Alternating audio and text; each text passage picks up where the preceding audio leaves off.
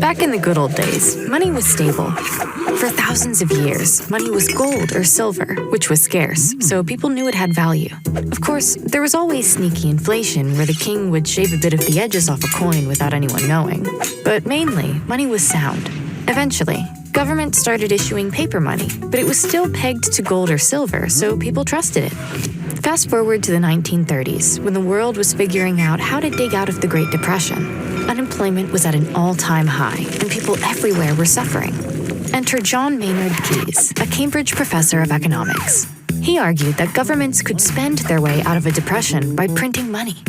And boy, did governments like that. Fast forward to 1971.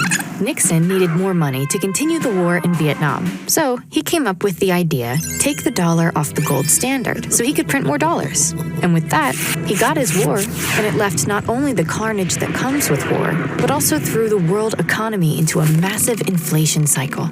You see, every time the government creates more currency and puts it into circulation, it decreases the value of the pre-existing currency. By diluting the currency, the government is also stealing our time, energy, and talent, which was used to create the money in the first place.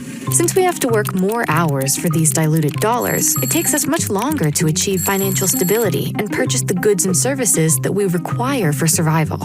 And each US president after Nixon followed suit. Ford, Carter, Reagan, Bush, Clinton, then Bush again, Obama, Trump, and now Biden, who has taken it to a whole new level. And that is just in the US.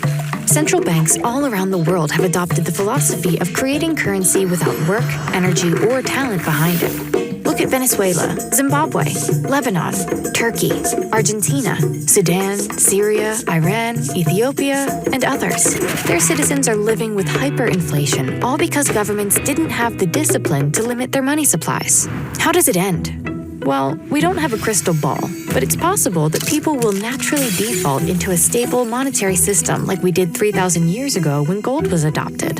This new monetary system could potentially be based on the digital version of gold. The world calls this Bitcoin.